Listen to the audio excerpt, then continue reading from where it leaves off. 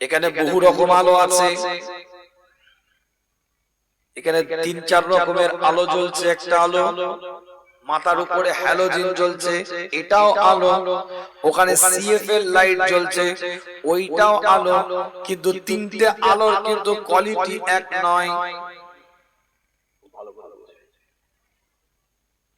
আর মাইকলা ভাইয়ের মেশিনের কাছে গিয়ে দেখবেন দুটো আলো লাল জ্বলছে, 4-5টা সবুজ আলো জ্বলছে, আবার আলো কাঁপতে কাঁপতে উঠছে, ওইটাও আলো। কিন্তু ওই আলোটা কাউকে আলো দেখাতে পারে না, কিন্তু আলো বলতে হবে। ইমানের নূর ঠিক বান্দার মধ্যে এই রকম আলোর ন্যায় আছে। কারোর অন্তরের মধ্যে ইমানের নূরটা রাতের নাইট বাল্বের মতন জ্বলছে, কাদের ইমানের নূরটা আবার টিউবলাইটের মতন জ্বলছে। কারো দিলের মধ্যে ইমানের নূরটাকে সিএফএল লাইটের মতন আল্লাহ জ্বালিয়ে রেখে দিয়েছে। আবার কারো অন্তরের মধ্যে আমার আল্লাহ ইমানের নূরটাকে হ্যালোজেনের মতন জ্বালিয়ে রেখে দিয়েছে। সবই মোবাইল, কিন্তু সমস্ত মোবাইলের ফিচার্স কিন্তু এক নয়। এক একটা মোবাইলে এক এক রকম ফিচার্স আছে। মডেল অনুযায়ী মোবাইলে র‍্যাম আলাদা, প্রসেসর আলাদা, হার্ড ডিস্ক আলাদা। কি এটা কি বোঝাতে চাইছি বুঝতে হবে আলোচনা। একই স্কুলের সবাই ছাত্র, একই ক্লাসের 20টা 30টা 50টা ছাত্র, কিন্তু সমস্ত ছাত্রের কিন্তু কোয়ালিটি এক নয়। কেউ 25 পাস করে 25 নাম্বার পেয়ে পাস করে ক্লাসে উঠেছে, কেউ লেটার মার্ক পেয়ে পাস করে ক্লাসে উঠেছে। দুটো ছাত্রের কিন্তু কোয়ালিটি এক নয়। গাড়ি 4 চাকা সবই, কিন্তু মডেল এক। বাইক 2 চাকা সবই, মডেল এক। পাঞ্জাবি আমিও পরে আছি, আপনারাও পরে আছেন, সবারই কাপড়ের কোয়ালিটি কি এক? তাহলে সাহাবারাও ঈমানদার, আপনি আমিও ঈমানদার। সাহাবারাও ঈমানদার, আপনি আমিও ঈমানদার। দুটো ঈমানের কোয়ালিটি কিন্তু এক নয়। তাদের ঈমানের নূরের জ্যোতি আলাদা, আপনার আমার ঈমানের নূরের জ্যোতি আলাদা। ওই জ্যোতি তৈরি করার জন্য, জ্যোতিটাকে বাড়াবার জন্য আল্লাহর কোরআনের আয়াতের উপরে আমল করতে হবে। এটাই আলোচনা। কথা বোঝা যাচ্ছে না? বোঝা যাচ্ছে? আল্লাহ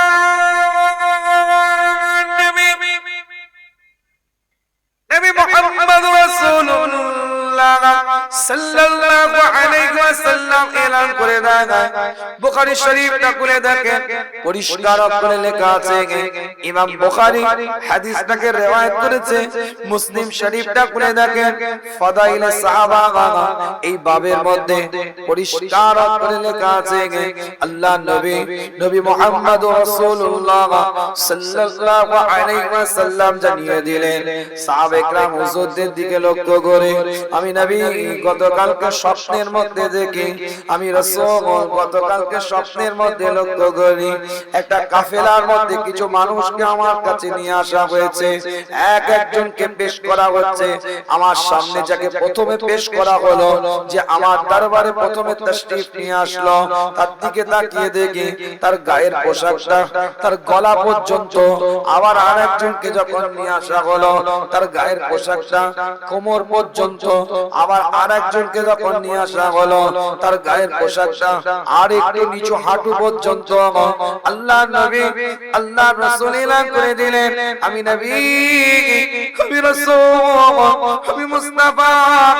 আমার সামনে যখন উমর ইবনুল খাত্তাবকে নিয়ে আসা হয়, আমি লক্ষ্য করে দেখি উমর ইবনুল খাত্তাবের শরীরটার মধ্যে যে পোশাকটা পরে আছে এতটাই লম্বা, এতটাই দীর্ঘ। উমর ইবনুল খাত্তাব রাদিয়াল্লাহু তাআলা আনহু, আমি নবী আমার দরবারে যখন উঠছে হাতে করে পোশাকটাকে এইভাবে ধরে, আমি নবী আমার দরবারে উমর এসেছে।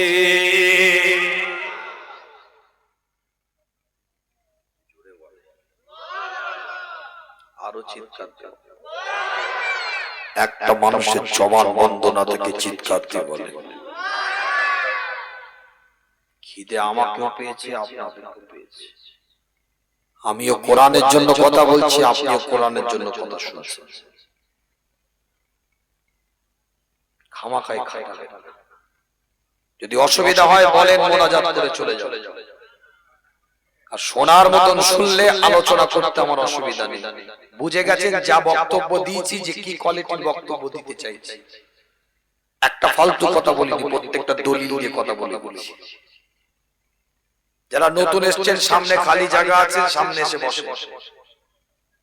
যারা নতুন এসছো বাবু সামনে চলে এসো, বারবার কোটাকুটি করে পরিবেশ নষ্ট করো না।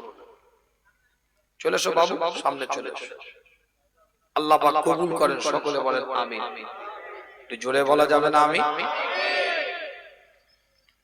আল্লাহ নবী মুহাম্মদ রাসূলুল্লাহ সাল্লাল্লাহু আলাইহি ওয়াসাল্লামের দিকে লক্ষ্য করে সাহাবে کرام হুজুর প্রশ্ন করে, ইয়া রাসূলুল্লাহ ইয়া হাবিবাল্লাহ, হুজুর আপনি তো খাবটা বললেন, আপনি তো স্বপ্নটা বললেন, কিন্তু স্বপ্নের তাবিরটা কি হবে, স্বপ্নের খাবটার তাবিরটা কি হবে, ব্যাখ্যাটা কি হবে? আল্লাহ নবী আল্লাহ রাসূল এলান করে দিলেন, শোনো, যার কাছে দিন যেমন তার কাছে পোশাকটা তেমন। যার কাছে অল্প সামান্য পরিমাণ দিন আছে তার পোশাকটাকে গলা পর্যন্ত দেখানো হয়েছে, আর একটু বেশি যার কাছে দিন আছে, আর একটু লম্বা তার কাছে পোশাকটা দেখানো হয়েছে, আর একটু বেশি যার কাছে দিন আছে তার পোশাকটাকে আর একটু দীর্ঘ দেখানো হয়েছে। উমর ইবনুল খাত্তাবের মধ্যে আমার আল্লাহ দিনটাকে এতটাই পরিপূর্ণ করে রেখে দিয়েছে যে উমর ইবনুল খাত্তাবের পোশাকটা এতটাই লম্বা হয়ে গেছে, হাত দিয়ে ধরে আমি নবী আমার দরবারে আমার বারগাহে উমরকে আসতে হয়েছে।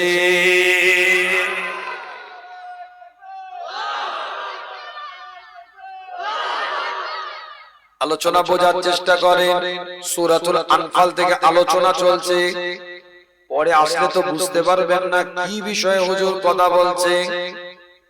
দ্বিতীয় নাম্বার আয়াতের মধ্যে দিয়ে মুমিনের দুটো পরিচয়ের কথা বলেছি। এক নাম্বার, মুমিনের অন্তরটা আল্লাহর জিকিরে কাঁপবে। দ্বিতীয় নাম্বার, মুমিনের সামনে যখন কোরআনটাকে তেলাওয়াত করা হবে সে ইগনোর করবে না, মেনে নেবে, ব্যাখ্যায় যাবে না, কোনো ক্লু দেখাবে না। না, কোরআন যখন বলছে আমি ভুল কোরআন ঠিক এটাই মেনে নেবে, নিজে ঘুরিয়ে পেঁচিয়ে এদিক থেকে ডান দিক বাম দিক থেকে নিজের অবস্থানটাকে সঠিক করতে চাইবে না, নিজে কোরআনের কাছে মাথা নত করে নিবে। আমি ভুল পথে ছিলাম, কোরআন যখন এটাকে হারাম বলেছে আমি হারাম জায়গায় ছিলাম, আল্লাহ কোরআন যখন হালাল বলেছে হালালটাকে আমাকে নিতে হবে। এই জায়গায় মাথাটাকে মস্তিষ্ককে নত করে নিবে, কোনো ধানাই পানাই করবে না, কোনো কুলু দেখাবে না। কোরআন তাই বলছে وَإِذَا تُلِيَتْ عَلَيْهِمْ آيَاتُهُ وَزَادَتْهُمْ إِيمَانًا। আর এই অবস্থায় যখনই বান্দা থাকবে আমি আল্লাহ তাদের ঈমানের আলোটাকে, নূরটাকে, জ্যোতিটাকে বাড়িয়ে দেব।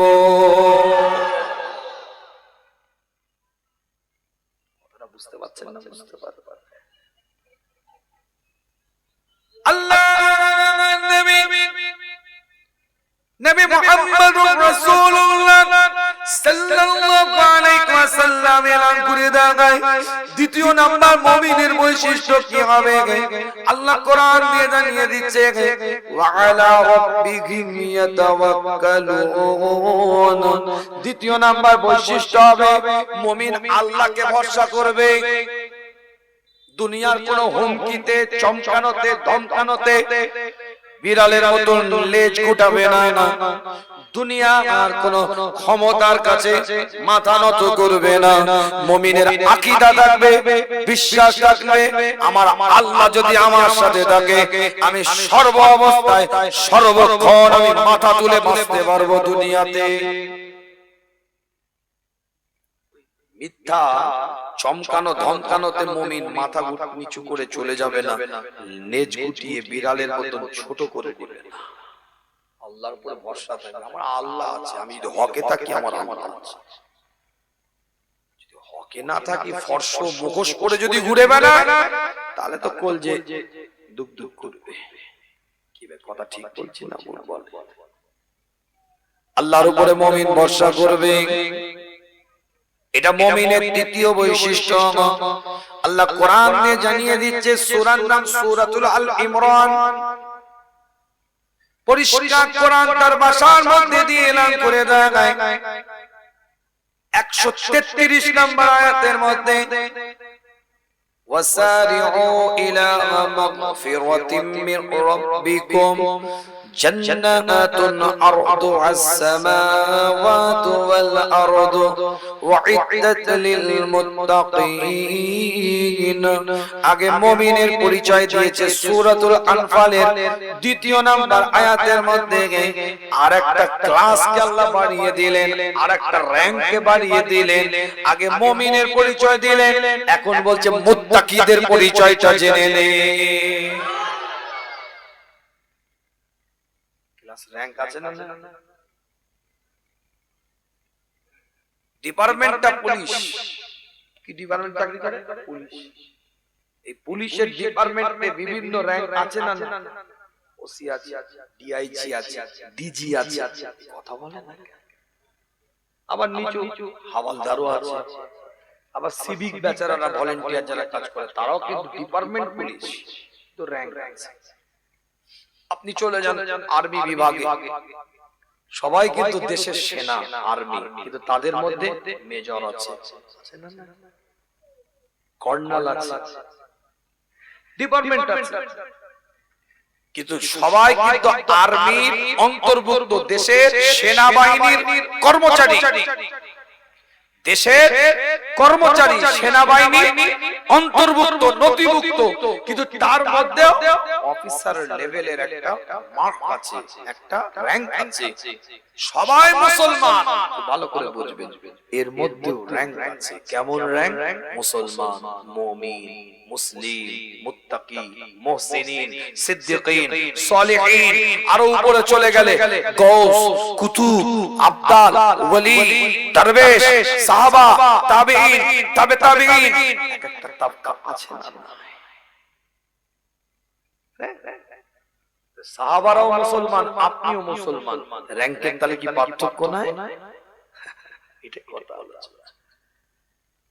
আগেরটা মুমিনের বৈশিষ্ট্য কথা বললেন, আর এটা আল্লাহ কোরআনের মধ্যে মুত্তাকি বৈশিষ্ট্য। মুত্তাকি কি হবে? আল্লাহ নবী মুহাম্মদ রাসূলুল্লাহ সাল্লাল্লাহু আলাইহি ওয়াসাল্লাম কে আল্লাহ পাক জানিয়ে দেয়, নবী আপনি এলান করে দেন, হুজুর আপনি জানিয়ে দেন, আমি আল্লাহ পাক এলান করে দিচ্ছি, মুমিনদেরকে আল্লাহ পাক এলান করে দিয়েছে, এবং ওই মুমিনদের জন্য এলান করছে যারা কিছু খাতা করে ফেলেছে, কিছু পাপ করে ফেলেছে, কিছু নাফরমানি করে ফেলেছে, কিছু বাজে কাজ করে ফেলেছে, ঈমান এনেছে কিন্তু কিছু ভুল ভ্রান্তি করে ফেলেছে, ঈমান আছে কিন্তু গুনাহ করে ফেলেছে, ঈমান আছে মানে খারাপ কাজের সাথে অন্য শরীয়ত বিরোধী কিছু কর্ম হয়ে গেছে। আল্লাহ পাক তাদেরকে গাইড করে বলছেন, ওয়াসারিউ ইলা মাগফিরাতিম মির রাব্বিকুম, এই বান্দা তোমরা ওই রাস্তায় নিজেকে পরিচালিত করো, ওই রাস্তায় নিজেকে ধাবিত করো, ওই রাস্তায় তোমরা নিজেদেরকে নিয়ে চলো, ওই রাস্তায় নিজেদের পথিক বানিয়ে নাও, যেই রাস্তার মধ্যে আল্লাহর পক্ষ থেকে ক্ষমা আছে, যেই রাস্তার মধ্যে রবের পক্ষ থেকে মাফ আছে, যেই রাস্তায় আমার আল্লাহ ক্ষমা করে বান্দাদেরকে, যেই পথে আমার আল্লাহ মাফ করে দেয় বান্দাদেরকে, সেই রাস্তায় তোমরা নিজেদেরকে পরিচালিত করো, সেই ট্রাকে, সেই রুটে, সেই পথে, সেই রাস্তায় তোমরা নিজেদেরকে নিয়ে চলো।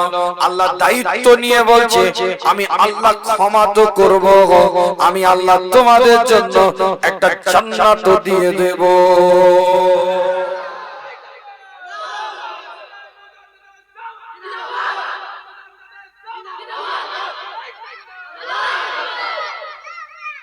আমি আল্লাহ তোমাদেরকে ক্ষমা করে দেব, মাফ করে দেব।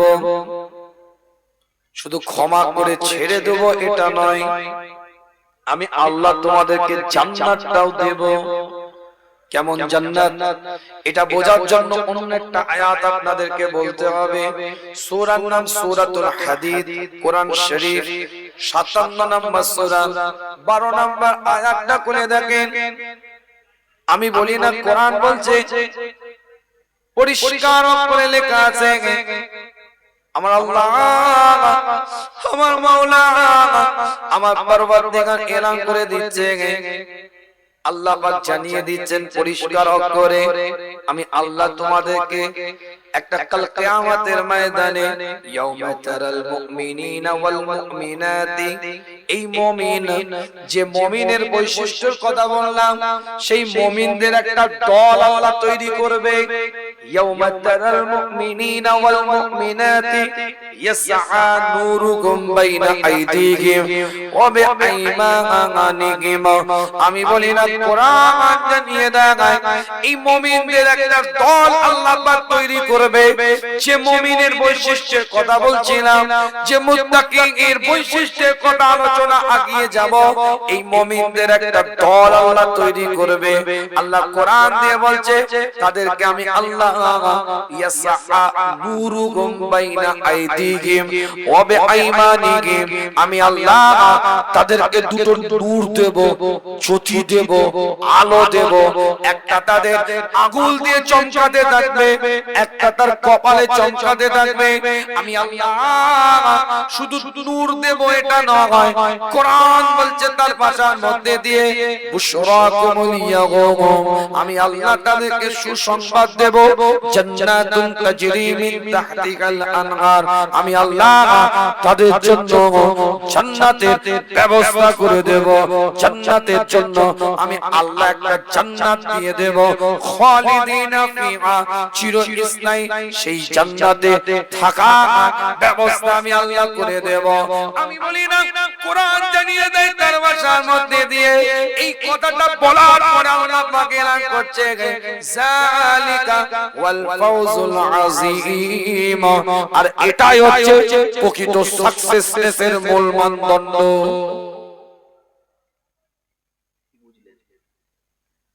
আপনি চিন্তা করছেন, বাড়ি আছে, গাড়ি আছে, টাকা আছে, অর্থ আছে, সম্পদ আছে, ব্যাংক ব্যালেন্স আছে, সুন্দরী বউ আছে, একটা নয় দুটো আছে, আবার একটা গার্লফ্রেন্ড আছে, রাত্রে বেলায় কথা বলি, ক্ষমতা আছে, পাওয়ার আছে, আধিপত্য আছে, স্ট্যাটাস আছে, লোকবল আছে, জনবল আছে, ক্ষমতার জোরে মানুষ আমার সামনে দাঁড়াতে পারে না। এটাই দুনিয়ার সাকসেসনেস। তিনটে ছেলে, তিনটে চাকরিজীবী, দুটো জামাই, দুজনই বড় ব্যবসাদার, আপনি আমি মনে করছি এটাই হচ্ছে দুনিয়ার সবথেকে সাকসেস। আমি সাকসেসম্যান ইন আওয়ার ওয়ার্ল্ড, আমি পৃথিবীর সেরা একজন উত্তীর্ণ মানুষ।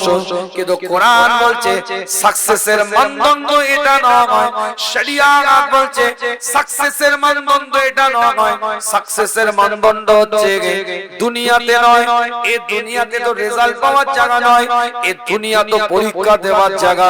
আল্লাহ কোরআনের মধ্যে এলান করে দিচ্ছে, আল্লাযী খালাকাল মাউতা ওয়াল হায়াতা লিয়াবলুয়াকুম আইয়ুকুম আহসানু আমালা। আমি বলি না, কোরআন জানিয়ে দেয় তার ভাষার মধ্যে দিয়ে, সূরার নাম 67 নম্বর সূরা, সূরার নাম সূরাতুল মুলক, দ্বিতীয় নম্বর আয়াতের মধ্যে এলান করে দেয়, আল্লাহ পাক এলান করছে, তোমাদের মওত আর হায়াতের মধ্যে যে সময়টা আমি আল্লাহ দিয়েছি, এটা শুধু পরীক্ষার হলে নাই, এখানে আমরা পরীক্ষা দেব, রেজাল্ট কিয়ামতের ময়দানে পাবো। যদি মুমিনের পরিচয়ের পরীক্ষা যদি দিতে পারি, সত্যকারের শরীয়তের ছাত্রের যদি পরীক্ষা দিতে পারি, কোরআন যেমন মুমিনের বৈশিষ্ট্যের কথা বলছে, সেই রকম যদি পরীক্ষাটা দিতে পারি, আমি বলি না, কোরআন বলছে আমি আল্লাহ নূরুকুম বাইনা আইদিহিম ওয়া বিআইমানিকুম, আমি আল্লাহ তাদেরকে দুটো নূর দেব, জান্নাত দেব, আর এটাই তাদের জন্য যালিকা ওয়াল ফাউজুল আযীম, এটাই তাদের জন্য সাকসেসের মৌলিক মানদণ্ড হয়ে যাবে।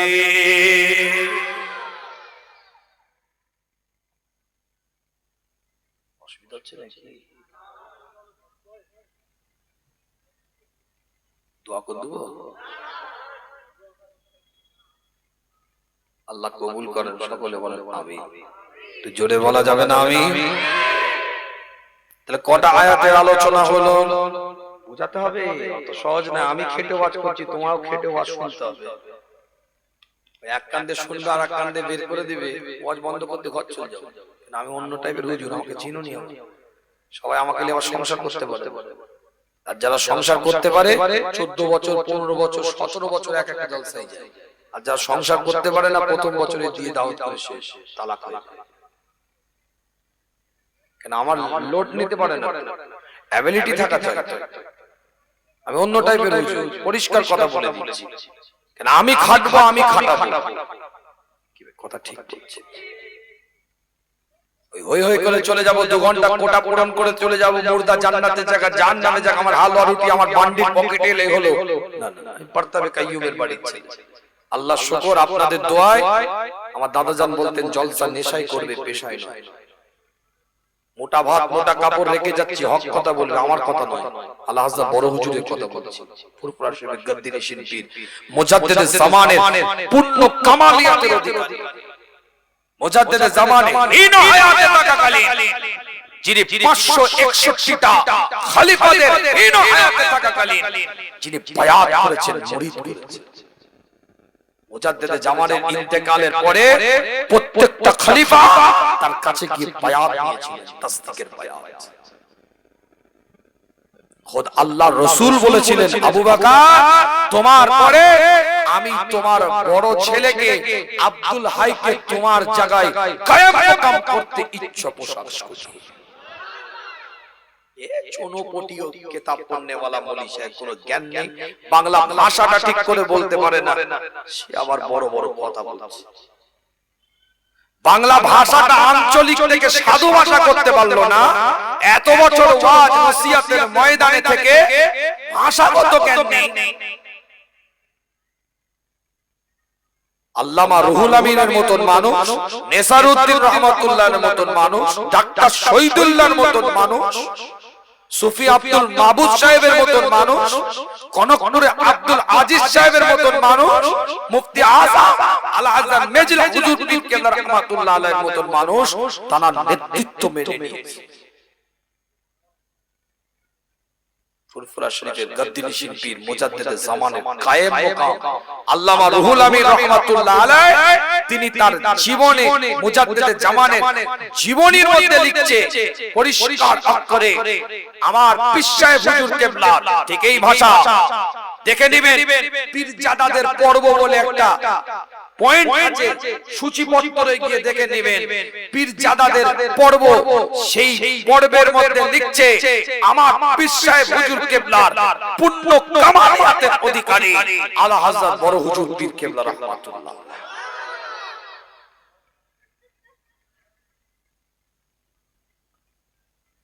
আমার দাদাজান বলতেন, আমার মেজো চাচাজান হুজুর পীর কেবলার মুখে শোনা আমার, যে তোমার দাদা কায়া, তোমার দাদা কায়া, আমি আব্দুল হাই তার ছায়া, মুজাদ্দিদে জামান যদি শরীর হয়, আমি আব্দুল হাই তার ছায়া, শরীর যেখানে যাবে ছায়া।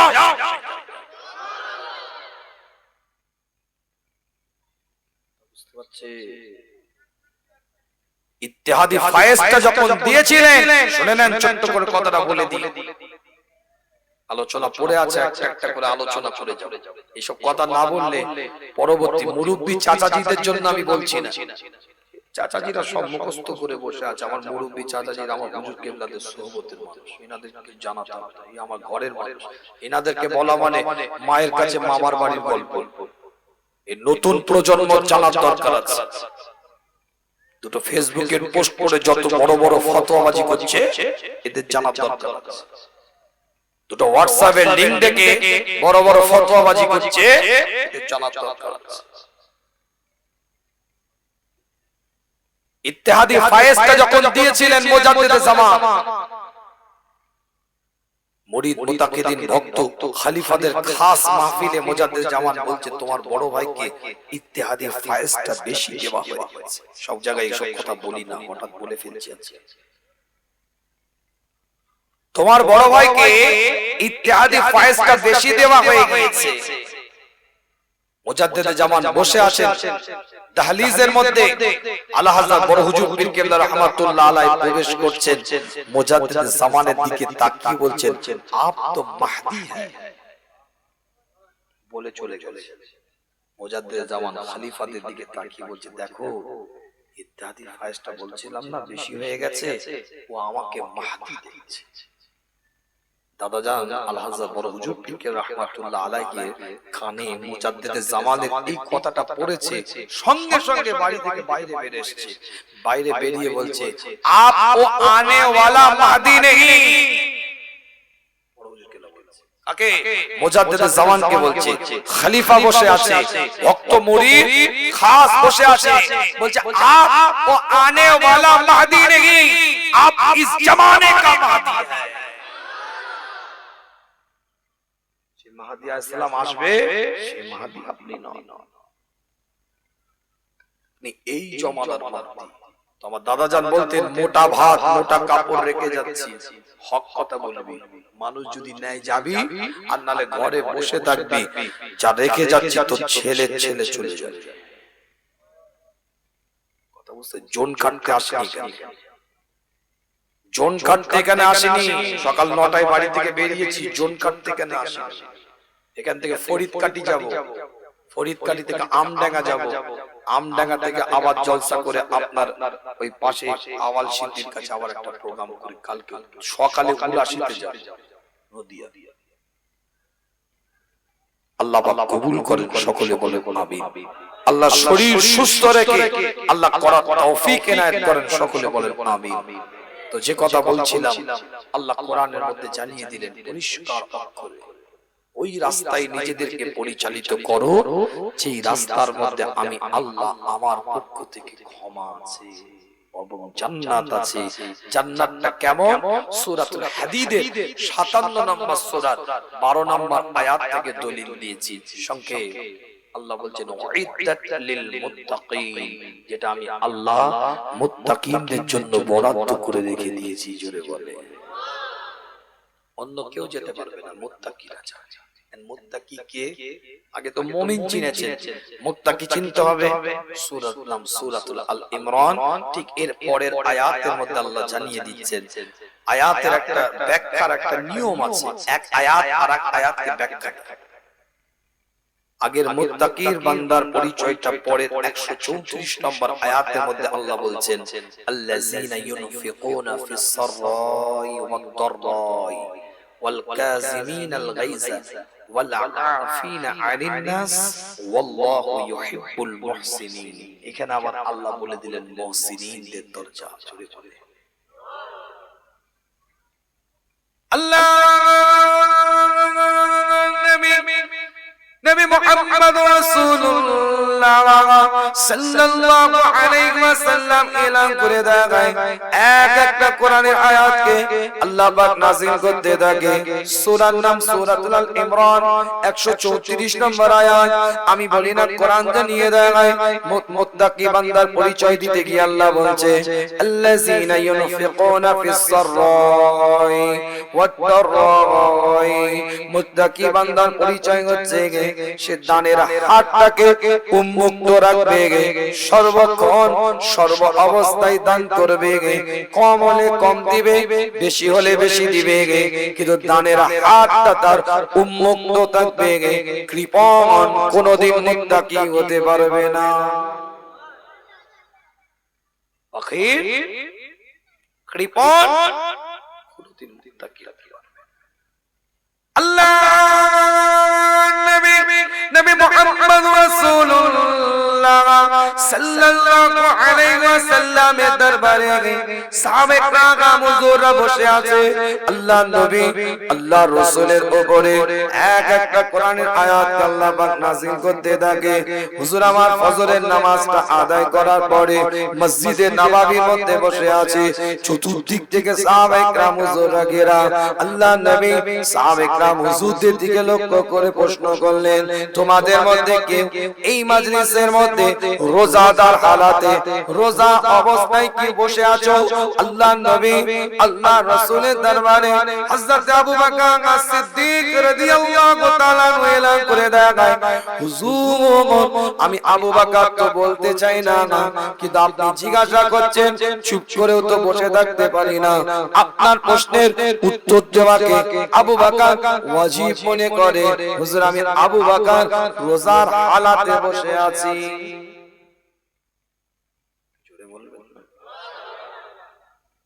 হুজুর আমি আবু বকর রোজার হালাতে বসে আছি।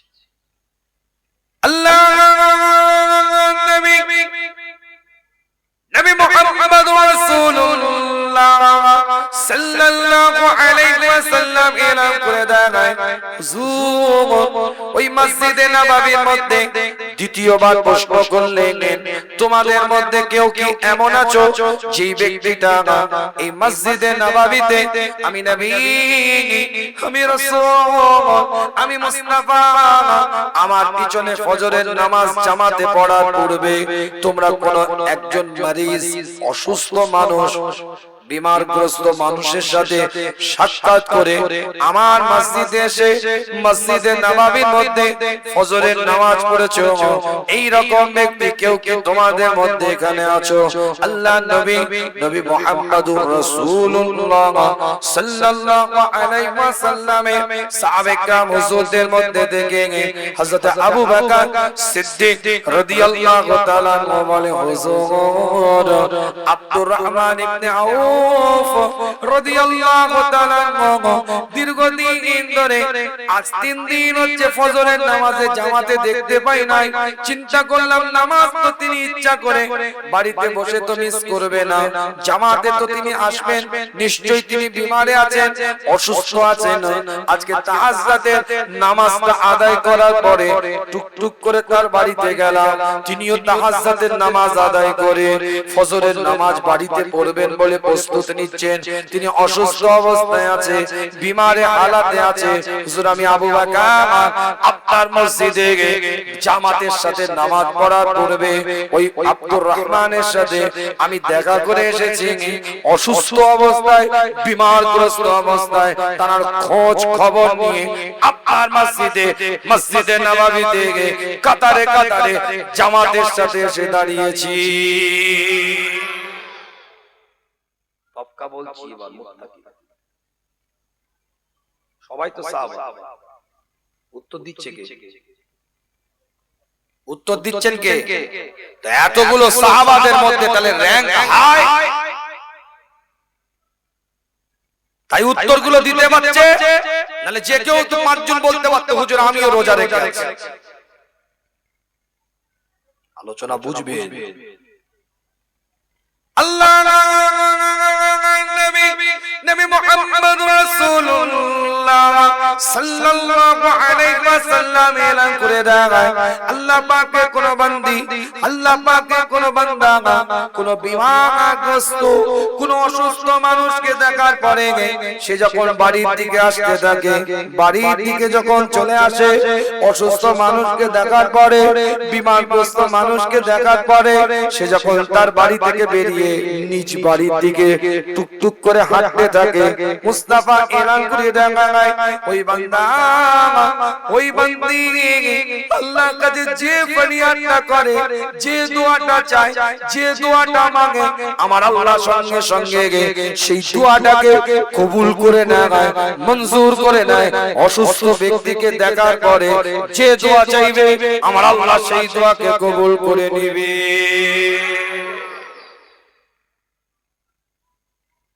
দেখেছেন কোথায়? হ্যাঁ, বান্দেগি কি বুঝেছি আমরা?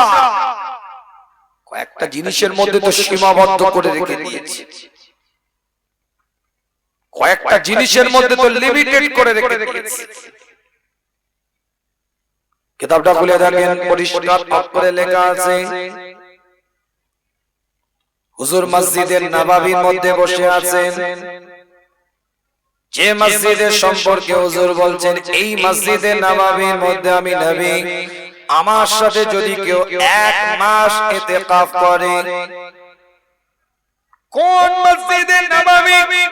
যে মসজিদে নববীর মধ্যে যদি কেউ 1 রাকাত নামাজ আদায় করে, আমার আল্লাহ, আমার মাওলা, আমার পরওয়ারদিগার 50,000 রাকাতের সওয়াবটা দান করে। সেই মসজিদের নববীর মধ্যে হুজুর বসে আছে, সাহাবাদের দিকে লক্ষ্য করে বলছেন, আমার এই মসজিদে নববীর মধ্যে আল্লাহ পাকের কোন বান্দা, আমি নবী, আমি রাসূল, আমি মুস্তাফা, আমার সাথে যদি কেউ 1 মাস ইতিকাফ করে, আল্লাহ পাক তাকে যে সওয়াবটা দান করবে, তার থেকেও বেশি, তার থেকেও আলা সওয়াব তাকে দান করবে। অপরের উপকারের জন্য, অসহায়ের সহযোগিতা করার জন্য, বিপদগ্রস্ত মানুষের পাশে দাঁড়াবার জন্য যদি কেউ একটা কদমকে আগিয়ে দেয়, আমি নবী, আমার সাথে 1 মাসের ইতিকাফের থেকে আল্লাহ বেশি সওয়াব দান করবে।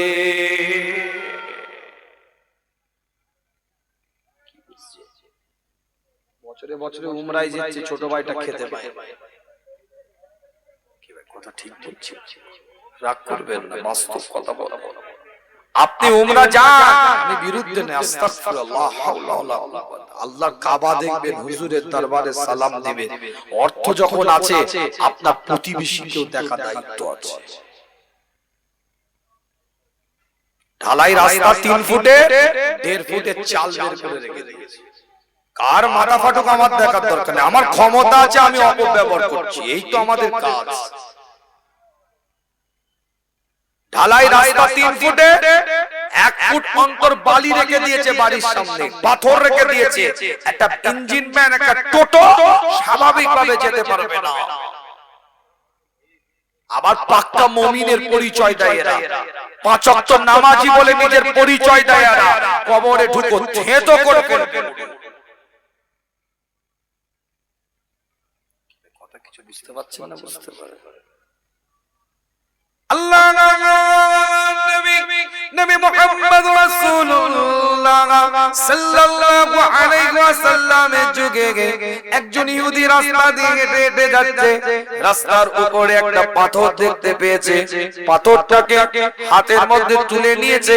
হাতের মধ্যে তুলে নিয়ে চিৎকার আওয়াজ দিয়ে বলতে থাকে, এটা মুসলমানের যাওয়ার রাস্তা নয়, এটা মুসলমানের যাওয়ার পথ নয়।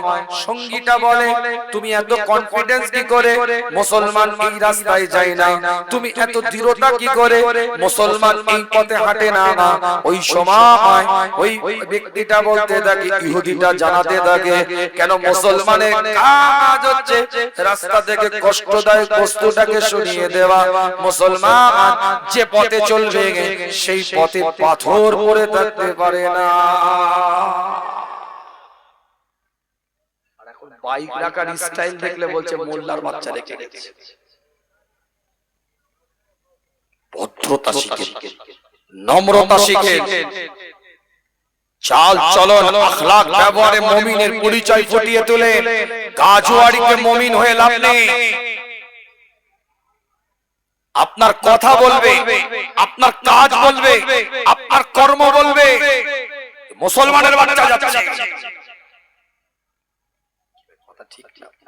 আগেই বলেছি যে পোশাক পরলে, ইউনিফর্ম পরলে, জার্সি পরলে ক্লিয়ার হওয়া যায় না, পরে এলে তার বোঝানো যাবে না। আগে থেকে আলোচনা টান নিয়ে চলছে। হযরত ওমর ফারুক রাদিয়াল্লাহু তাআলা খলিফাতুল মুসলিমিন, আমিরুল মুমিনিন, গোটা পৃথিবীর অত্যন্ত পরিচালনা করে হযরত ওমর। ওমর ইবনুল খাত্তাব রাদিয়াল্লাহু তাআলা আনহু গোটা পৃথিবীর অত্যন্ত পরিচালনা করে। কিতাবটা খুলে দেখেন, একজন গোশতের দোকানদারের পিছনে গিয়ে দাঁড়িয়ে আছে। গোস্তের দোকানদারে পা কাঁপছে, ওমর ইবনে খাত্তাব দাঁড়িয়ে আছে, দোকানদারকে বলছে তুমি তোমার বেচাকেনা করো, তোমার জন্য আমি তোমার দোকানে দাঁড়িয়ে নাই, তুমি তোমার খরিদ্দারকে সামলাও, আমার জন্য তোমাকে ঘাবড়াতে হবে না। হঠাৎ করে একটা খরিদ্দারের হাতটা ধরেছে, পিছনের দিকে নিয়ে এসেছে। হযরত ওমর ইবনে খাত্তাব রাষ্ট্রনায়ক, রাষ্ট্রপ্রধান তার দিকে তাকিয়ে জিজ্ঞাসা করছে তুমি দুদিন পর পর কেন গোস্তের দোকানে গোস্তটা কিনতে এসেছো? কি ব্যাপার? আর এখন হলে কি বলবে? আমার পয়সা আছে তাই এসেছি, তোমার বাপের কি? কেন যে বলছে তার তো পোল নয়, তার খাতা জানে। যিনি বলছে তার তো ফ্ল্যাশব্যাক জানা আছে, ব্যাকগ্রাউন্ড জানা আছে, ইনি কিভাবে নেতা হয়েছে, ইনি কিভাবে দাদাগিরি দিচ্ছে, এর তো ব্যাকগ্রাউন্ড জানা আছে। তাই এর কথা কাউন্টার করতে ওর দ্বিধাবোধ হবে না।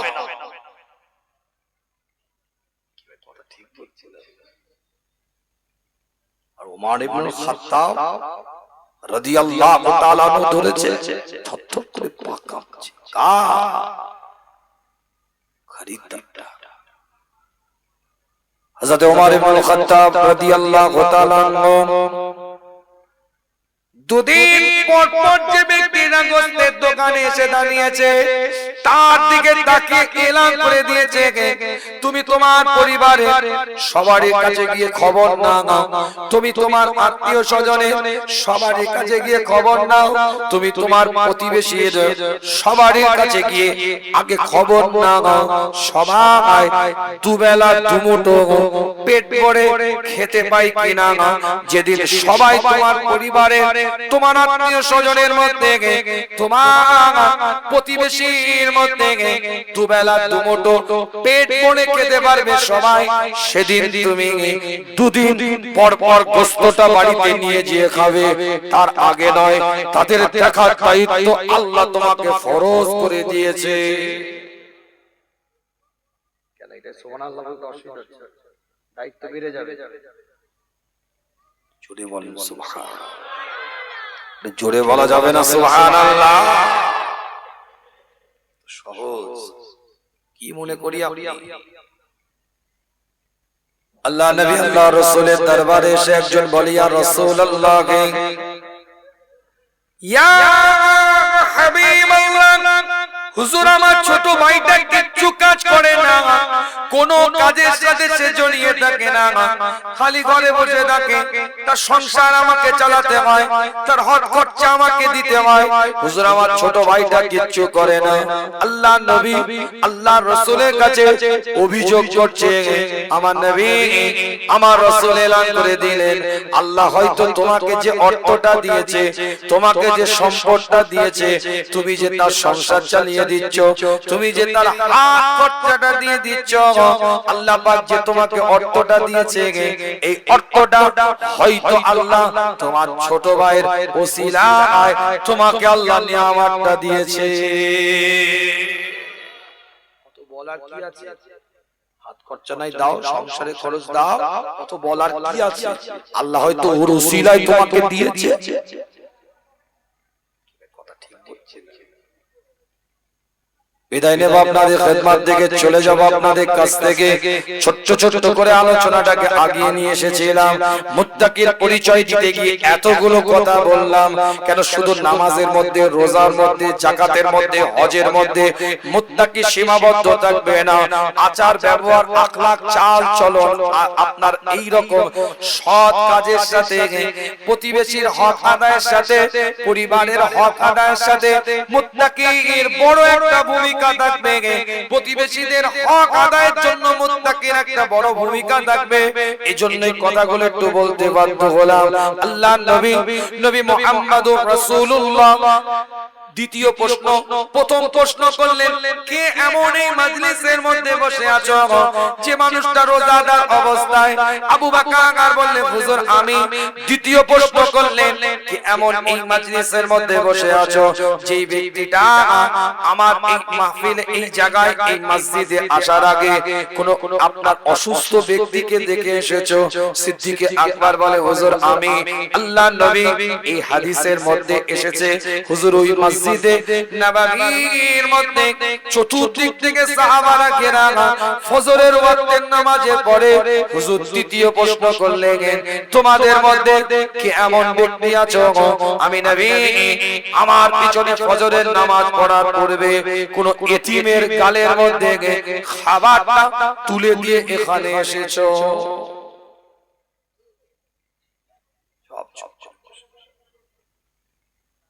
আল্লাহ নবী দেখছি। আল্লাহ নবী মুহাম্মদ রাসূলুল্লাহ সাল্লাল্লাহু আলাইহি ওয়াসাল্লাম চতুর্দিকে সাহাবা হুজুরদের দিকে নজরটা দিয়েছে। চতুর্দিকে তাকাতে তাকাতে আবু বকর সিদ্দিক রাদিয়াল্লাহু তাআলা আনহুর দিকে নজরটা পড়ে গেছে। হযরত আবু বকর মাথা, তার মানে সিদ্দিক আকবর ওটাও করে দিয়ে চলে এসেছে। ইয়া রাসূলুল্লাহ, ইয়া হাবিবাল্লাহ, হুজুর আমি আবু বকর বলতে চাই না, হুজুর আমি আবু বকর শোনাতে চাই না, হুজুর যেহেতু আপনি প্রশ্ন করেছেন চুপ করে বসে থাকি কি করে? ইয়া রাসূলুল্লাহ, ইয়া হাবিবাল্লাহ, হুজুর আমি যখন ফজরের ওয়াক্তের পূর্বে তাহাজ্জুদের নামাজ আদায় করছিলাম, আমার ছোট্ট বাচ্চাটার ঘুমটা ভেঙে গিয়েছে। তার মা তার জন্য রুটি তৈরি করে দিয়েছে, তাকে খাওয়াচ্ছে। আমি তাহাজ্জুদের নামাজ পড়ার পরে আমি যখন ঘরের দরজাটা খুলেছি, খোলার পরে দেখি একটা ছোট্ট বাচ্চা আমার দরজার সামনে দাঁড়িয়ে আছে। আমি তার দিকে তাকিয়ে বললাম এত রাত্রিরে তুমি এখানে কেন? ওই ছোট্ট বাচ্চাটা বলতে থাকে আমি একজন এতিম ক্ষুধার্ত, সারা রাত ধরে না খেয়ে আমি দাঁড়িয়ে আছি। হযরত আবু বকর সিদ্দিক রাদিয়াল্লাহু তাআলা বলে তুমি কেন আমার বাড়ির দরজায় কেন দরজায় দাঁড়িয়ে আছো? ওই বাচ্চা ছেলেটা বলতে থাকে হুজুর আমার আকীদা বিশ্বাস কারো দরজা খুলুক চাই না খুলো, আবু বকরের দরজা প্রথম খুলবে আর আবু বকরের দরজা থেকে এতিমের গালে খাবারটা উঠবে।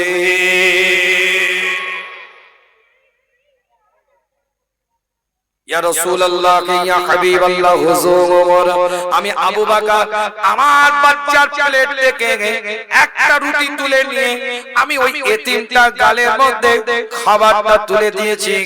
তারপরে আপনার মসজিদে নববীতে আপনার পিছনে কাতারে কাতারে নামাজ পড়ব বলে আমি আপনার পিছনে মসজিদে নববীতে এসে দাঁড়িয়ে গেছি।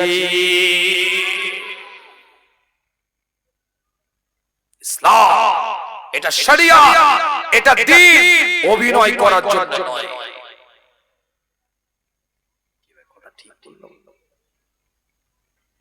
সূরাতুল আল ইমরানের ৩য় নম্বর সূরা ১৩৪ নম্বর আয়াত থেকে দলিল দিচ্ছিলাম দানের হাতটা উন্মুক্ত থাকবে। সেটা বলতে গিয়ে টপ র্যাঙ্কের মুত্তাকির কথা বললাম হাদিস দিয়ে। সিদ্দিক আকবর রাদিয়াল্লাহু তাআলা এর কথা দ্বিতীয় পর্যায়ে আল্লাহ কোরআনের মধ্যে এলান করে দেয় ওয়াল কাযিমিনাল গায়জা। দ্বিতীয় নাম্বার বৈশিষ্ট্য হবে সে রাগটাকে নিয়ন্ত্রণ করবে, রাগটা কন্ট্রোল করবে। রাগ হবে না এটা নয়, রাগ থাকবে, রাগ হবে কিন্তু রাগটাকে নিয়ন্ত্রণ করবে। ওয়ালা আফিনা আনিন নাস। আর তৃতীয় নম্বর বৈশিষ্ট্য হবে সে মানুষকে ক্ষমা করবে, maaf করবে। ছোট ছোট বাচ্চাদের কানে বিষ ঢেলে দিয়ে যাবে না, দেখ তোর দাদুর সাথে ঝামেলা ছিল, ওর বাপের সাথে আমার, ওর সাথে তুই জীবনে কথা বলবি না। নিজে তো যা করলো গুল্লাই গেল, ছোট্ট বাচ্চাটার কানেও বিষটা ঢেলে দিয়ে গেল। এই বদলা নেওয়ার মানসিকতায় কোন মুমিন করবে না। এটা বিরাট বৈশিষ্ট্য মুমিনের। এ তাবৎ তাবৎ টুপিওয়ালা, দাড়িওয়ালা, জুব্বাওয়ালা, পাগড়িওয়ালা ফিউজ হয়ে যাবে। এমসিবি পড়ে যাবে, তাবৎ তাবৎ নামাজি ফিউজ হয়ে যাবে। কেন? মাফ করার জন্য জিগার লাগে। ওই বিড়ালের অন্তরওয়ালা মানুষেরা মাফ করতে পারবে না, শেরের দিলওয়ালা মানুষেরা অন্তর মাফ করতে পারবে। সিংহর মতন অন্তর যাদের, তারা মাফ করতে পারবে। আর ওই বিড়ালের মতন, ইঁদুরের মতন অন্তর, ওরা খালি মাথায় ঘুরবে। তোর ক্ষমতা আজ আছে, আমার যেদিন ক্ষমতা আসবে তোকে থেতো করে দেব। ইঁদুরের মতন মন যাদের, তাদের বুঝতে পারছেন? ওয়ালা আফিনা আনিন নাস যদি তাফসীর করি এই জায়গায় বসিয়ে মাগরিব করে দিতে পারি, কিন্তু যাব না। আল্লাহ যদি কোনো সময় নিয়ে আসে আলোচনা হবে। ওয়াল্লাহু ইউহিব্বুল মুহসিনিন, আল্লাহ বলছে এরাই মুহসিনিনদের দরজা পাবে, আমি আল্লাহ মুহসিনিনদেরকে মহব্বত করে থাকি। আসেন সকলে রাসূলের সামনে দাঁড়িয়ে একটু সালাতু সালাম ছোট্ট করে দোয়া করে বিদায়। আগে আগে এসে পরিবেশটা তৈরি করেন। ইয়া নবী সালাম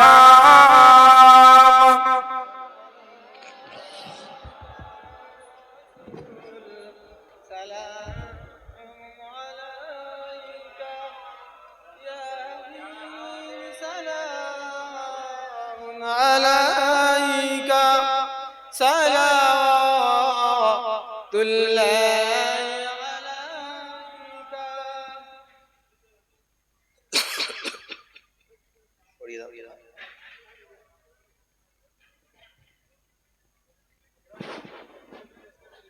কেন? দুপুর বেলা তো,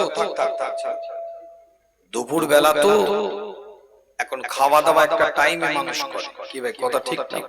একটু আগে আগে আসে, একটু আগে আগে আসে, একটু আগে আগে আসে, অনেক খালি জায়গা আছে। এই পিছন থেকে আগা আগা, পীরের আওলাদ বলছে আগা, পরিবেশটা ধরো, আর একজনকে বসার ব্যবস্থা করে দাও। এটা বড় সাদকায়ে জারিয়া। আল্লাহ কোরআনে বলছে আগে আসে। আমার আলোচনা অসুবিধা হলো নাকি? কষ্ট পেলে আলোচনা বুঝতে অসুবিধা হয় না তো? জীবনের নীতিমালা তৈরি করেন, হাত জোর করে বলি, এতে যদি খুশি না হন আপনাদের পায়ে ধরে বলে গেলাম আপনাদের পীরের আওলাদ আল্লাহ কবুল করেন। সকলে বলেন আমিন। সিলসিলার নীতি আদর্শের উপরে মজবুতি হন। আমরা মাসলাককে মুজাদ্দিদে জামানের নীতির মানুষ, কথা ঠিক না? সেই নীতির উপরে মজবুতি হন। কোন দলমতের বিরুদ্ধে আমরা নয়। আহলে সুন্নাতুল জামাতের মতে যাদের আকীদা সঠিক তাদের সাথে আমাদের সুসম্পর্ক থাকবে, কথা ঠিক না? আল্লাহ কবুল করেন। ছোটখাটো মাসলা মাসাইল নিয়ে নিজেদের মধ্যে দূরত্ব তৈরি করব না। ইউনিটি দরকার, একতা দরকার, প্ল্যাটফর্ম দরকার। দেখছেন না ওয়াকফ বিল নিয়ে কি হতে চলেছে? নতুন করে সংশোধন যেটা করতে চাইছে ওয়াকফ বিল, বুঝতে পারছেন না কি হবে? সব ইন্টারনেট, ইউটিউব, সোশ্যাল মিডিয়ায় আমার বহু বক্তব্য দেওয়া আছে, ফলো করবেন, শুনবেন। কেন আজ তো সময় নেই, বলতে পারবো না। একটা কথা তুললে তো হবে না, পুরো ডিটেইলস আপনাদের বোঝাতে হবে। এই তো রানী রাসমণি এভিনিউতে গিয়েছিলাম, প্রোগ্রাম করলাম।